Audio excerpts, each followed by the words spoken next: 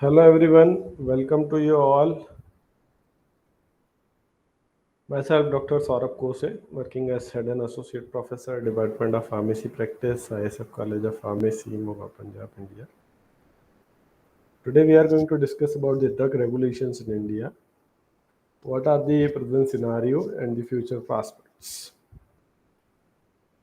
In the today's talk, I will be giving on emphasis on why we need to regulate the drugs, what are the various drug regulatory authorities, what is the global evolution of drug regulation, current drug regulatory status of India, drug regulatory laws, regulatory bodies and their function, and the deficiency of the existing system, the way forward of drug regulations. And please have a look at the current fact files where the medicine needs, fundamental health needs, pharmaceutical industry, consumer, drug regulatory agency, pharmaceutical sector is rising as per the reports, and the pharmaceutical cosmeceuticals, veterinarians, and the nutraceutical sectors altogether is rising in the 21st century. Estimated 65 to 70% of the population in India does not have regular access to the national essential medicines as per the report. So the objective of the drug regulatory agency is quality, safety, and efficacy, which also comprises of the ICH GCP or ICH GCP or ICH. Any guidelines you go where the harmonization of the pharmaceuticals has to be done in the mankind. So quality, safety, efficacy, profiling, and when it comes at the last point, which is affordability. So, how many people out of 1 for 40 crore population are able to get up this molecules? So that's why rules, laws, jurisprudence, regulation, import, export, registration, manufacturing, distribution, pricing, commercial promotion of the medicines has to be done up. So before 20th century, no direct regulations of drug were there. So the first World War in the 1914 to 1918, drugs were imported in increasing volume, and some of this were of inferior quality and harmful for public health. So they felt need for making this drug designation, where the civilization of the mankind from one process to another process went up. So when we talk about the drug regulations authorities in India, 1919 the Poison Act, 1930 the Dangerous Drugs Act, to combat a rapid expansion of the pharmaceutical production, they need the field of comprehensive designation.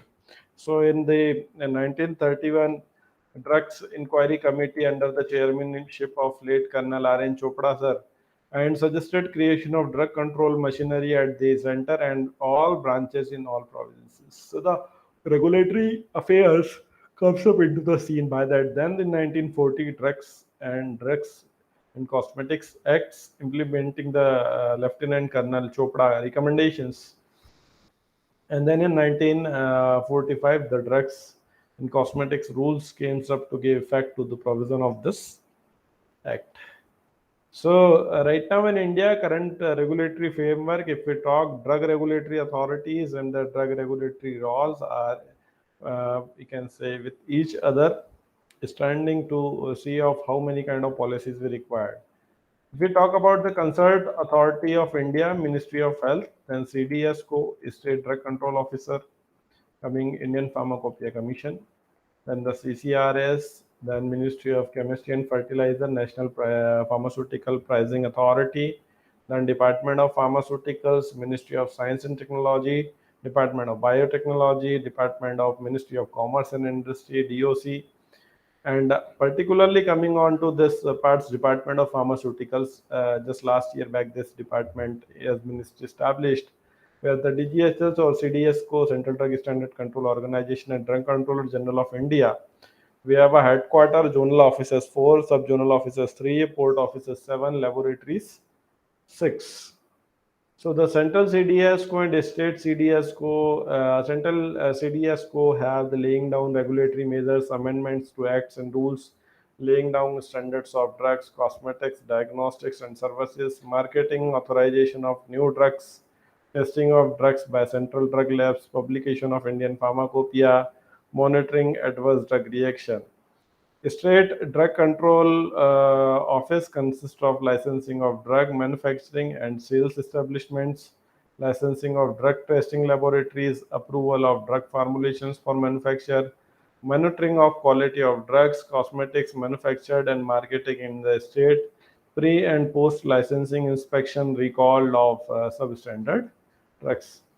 Drug regulatory laws, the Drugs and Cosmetics Act 1940, the Pharmacy Act 1945, the Drugs and Magic Remedies Act, Objectionable Advertisement Act 1954, the Narcotic Drugs and Psychotropic Substances Act 1985, the Medicinal and Toilet Preparations Excise Duties Act 1956, the Drugs Price Control Order 1995 under the Essential Commodity Acts.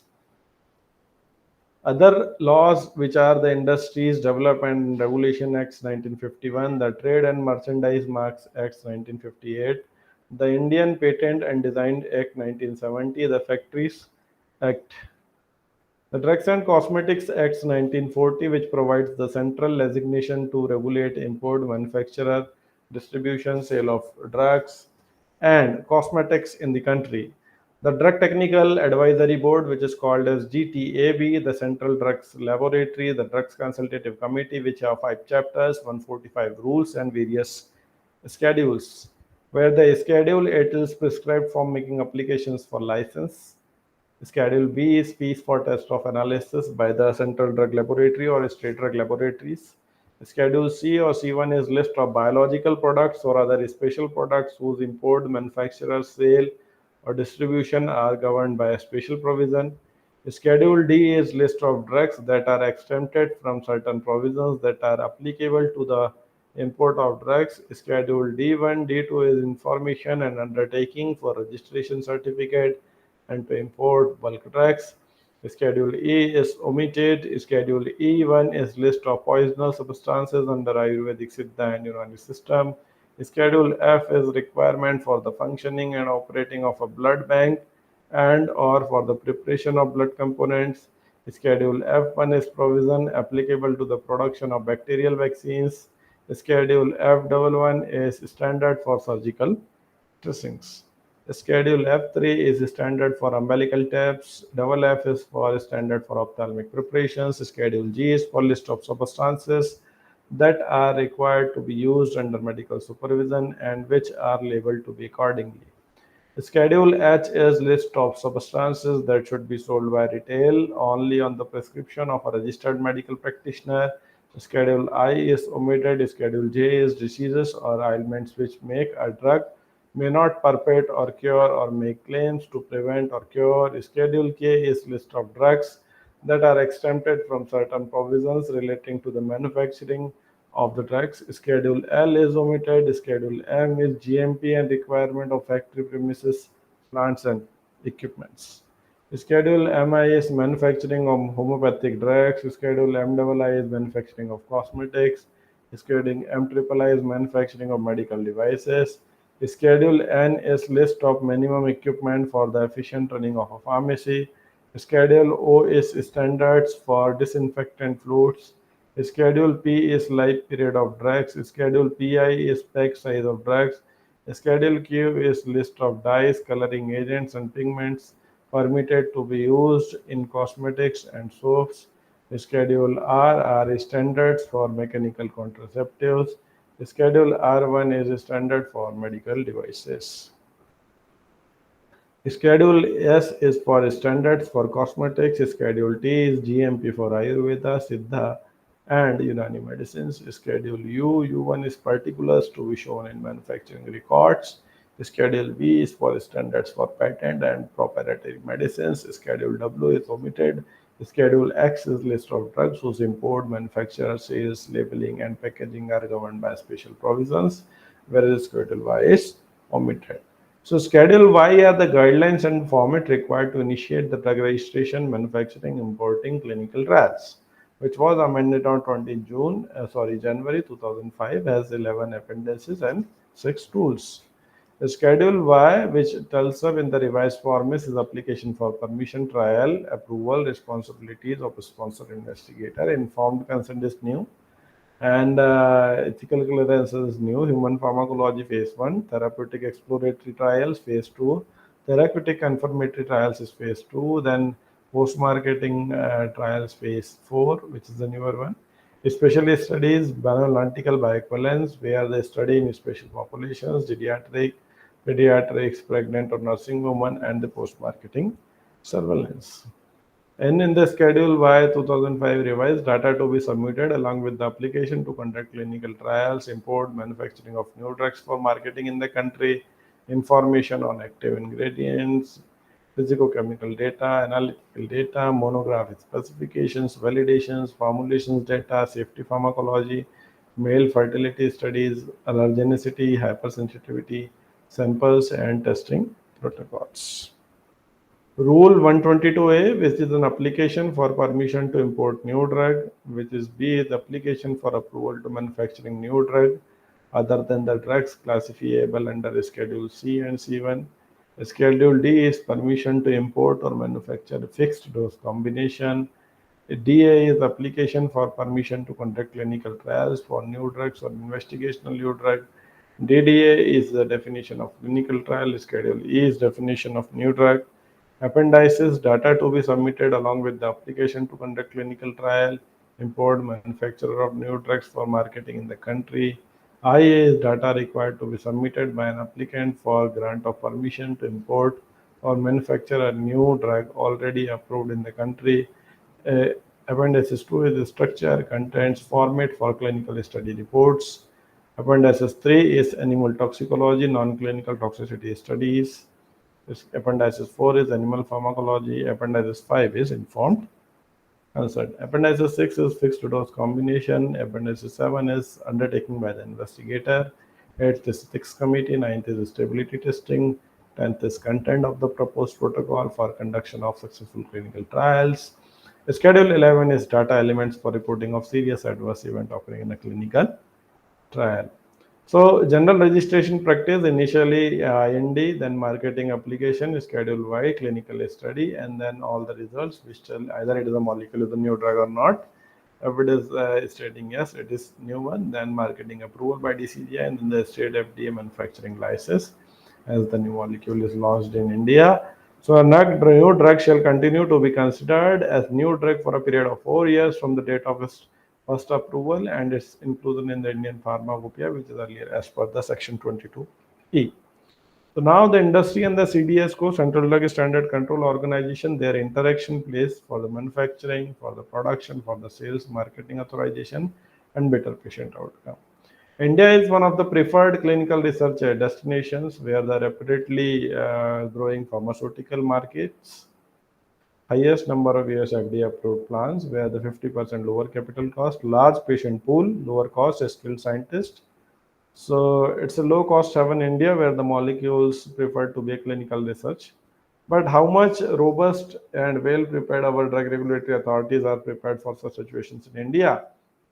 We have already seen in pandemic COVID-19 to interact with pharmaceutical guidance, safety, quality, efficacy, and affordability of the molecules.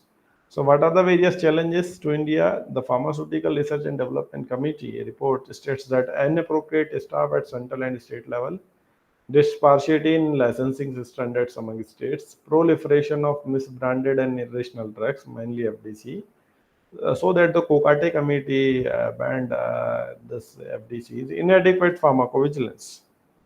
The Pharmacovigilance Research and Development Committee, where we need to see reframe the system with the current drug regulatory status of India to prevent proliferation of irrational drugs to make globally compliant environmental for the clinical trial. The Drugs and Cosmetics Bill 2005 passed on October 21, 2008. Manufacturers of the spurious and adulterated drugs were fined to 10 lakh rupees maximum and 10,000 rupees minimum. An imprisonment from 5 to 10 years in a prison and lack of definition of substandard drug.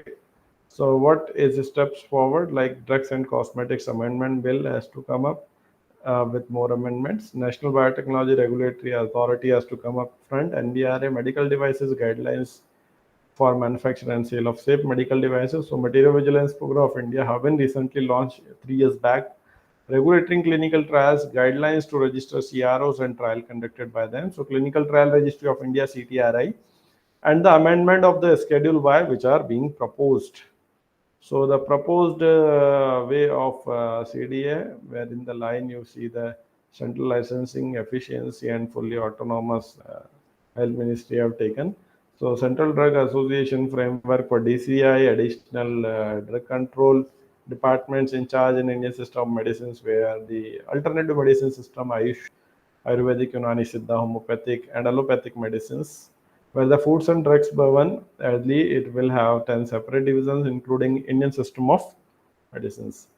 So now the latest amendments of the Schedule Y, which are proposed, provision for phase 1 trial, provision for acceptance of clinical trial data generated in India as a part of global clinical trial data, is data generated in India for purpose of new drug approval in India, regulatory status, withdrawal, restriction on users, 30 days to licensing authority, other changes. Separate appendix specifying requirement of clinical data for clinical trial permission. Any follow-up information on serious adverse event or on information that may change the status of adverse event to serious adverse event by sponsors to licensing authority within 14 days. Compulsory provision for documenting SOPs by investigators to be deleted. And microdosing phase. Pediatric age group time frame for periodic safety update reports, which are extended to 60 days from the last day of reporting period. Minimum adverse event information, define basic minimum information to avoid delay in reporting adverse event. In the above of care, if it is given, then we can assure the safety is guaranteed. Whereas when we talk about the regulatory status from the various geographical, political, environmental status, also we can go up. So this is how we can grow in a one nutshell into the industry part up. So to strengthen a lot of regulatory guidelines have been established by the Parliament of India also and Department of Ayush and IPC to lay down several things. So particularly various place and certificate of origin and various industries, pharmaceutical industries have promoted exports of pharmaceutical products from India and DCJ to particularly harmonize the things and e-governance, everything. So Indians regulatory landscape is into the evolving stage where we are coming up with a more part where quality, safety, efficacy, and the affordability will be increased. So, ladies and gentlemen, thank you so much for watching this session.